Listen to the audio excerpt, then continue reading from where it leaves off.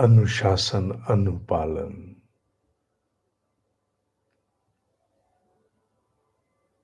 उन्माद रहित सृजनात्मक अंतर्वेदना, एक सत्पुरुष की अस्थिरता। कृष्ण अर्जुन रथ, ये जीवन भी है। कृष्ण सभी कुछ है, अर्जुन सभी कुछ नहीं है। अर्जुन जब कृष्ण बनने का प्रयास करेगा, दुखी होगा। एक साधक के साथ भी एक स्वाभाविक विडंबना चलती है। वो अपने आसपास बहुत कुछ बदला हुआ देखना चाहता है। परिजनों में ही, परिवार के लोगों में भी बहुत कुछ बदला हुआ देखना चाहता है। वातावरण का उल्लेख तो मैं नहीं करूंगा अभी। हर जीव अपनी प्रकृति लेकर के जन्म लेता है। एक सीमा तक कोई भी वर्तमान प्रयास कार्य करता है। अतीत के संस्कारों को हम नकार नहीं सकते। उत्कर्ष की यात्रा में हर जीव एक जितना उत्कर्ष प्राप्त नहीं करता।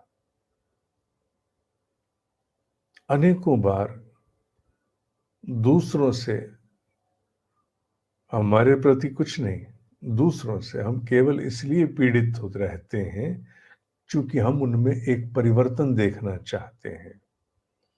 क्या हम गलत हैं? नहीं, हम गलत नहीं हैं।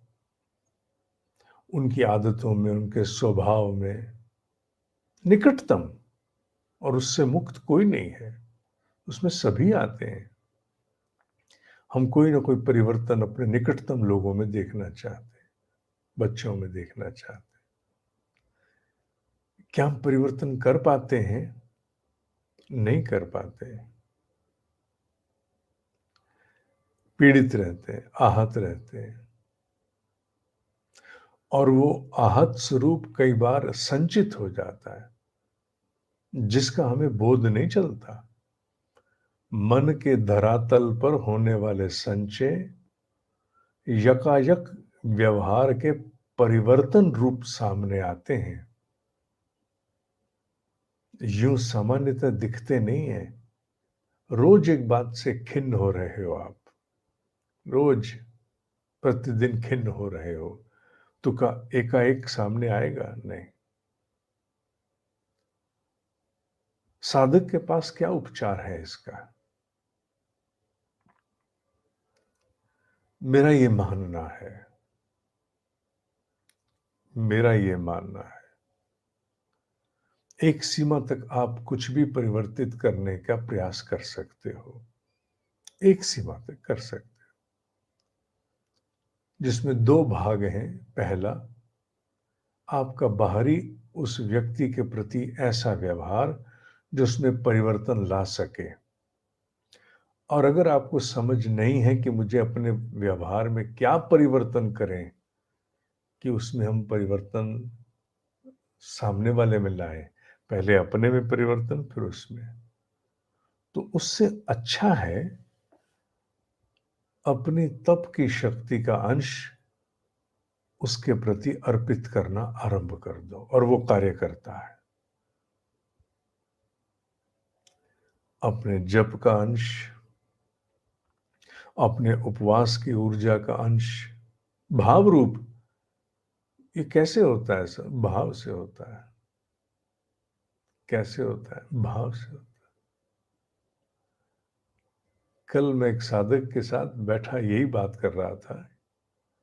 आने वाला युग मालूम है किस बात का होगा? अभी तो युग में कुछ वर्षों तक तो ये उठापटकी चलेगी जो चल रही है। गंभीर विषय अभी सामने नहीं आएंगे। अभी तो गौण विषयों से विश्व भरा रहेगा, द्वंद्व के विषयों से भरा रहेगा। पर जब भी थोड़ा संतुलन होगा, तो सबसे पहला कार्य क्या होगा, जहां से आरंभ होगा?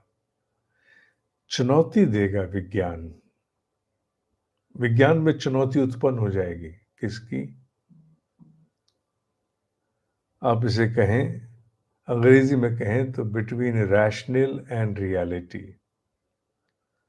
जो सत्य है और जो बुद्धि को तर्क सम्मत प्रतीत होता है, बुद्धि को जो तर्क सम्मत प्रतीत होता है और जो सत्य है, इसमें आकाश पाताल का भेद है। बहुत से सत्य बुद्धि नकारती है, मानती नहीं है। वो भी सत्य है, उसके सामने जो तर्क है वो बिल्कुल ठीक है। और कई बार सत्य इतना विलक्षण होता है कि बुद्धि वहां धराशायी है। इस द्वंद्व पर ये मैंने क्यों कहा? इसलिए कहा जिससे आपको ये मैं भरोसा दिलाऊं कि आपके तप की ऊर्जा से सामने वाले जीव में परिवर्तन होगा। कई बार अपने निकटतम लोगों के व्यवहार से अर्जित खिन्नता पर आधारित होकर, जो हमें वो कुछ नहीं कह रहे, हमें वो कुछ नहीं कह रहे, पर वो अपने आप में ऐसा व्यवहार क्यों करते हैं, इसे देखकर हम इतने पीड़ित होते हैं, हमारा अपना अनुशासन डिगने लगता है। पता नहीं चलता, पर डिगने लगता है मूड के रूप में।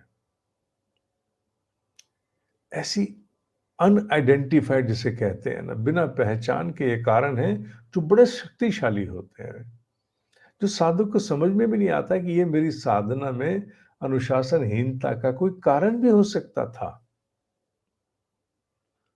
भूल जाते हैं कि संचय होता है, पुण्य का भी, पाप का भी, शक्ति का भी, सभी का संचय, खिन्नता का भी संचय होता है।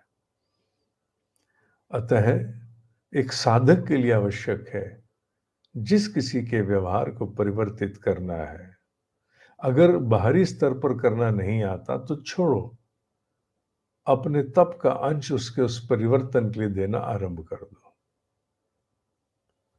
एक समय उपरांत परिवर्तन आएगा।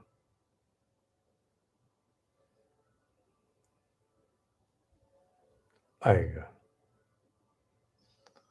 पर जल्दी आशा मत करना।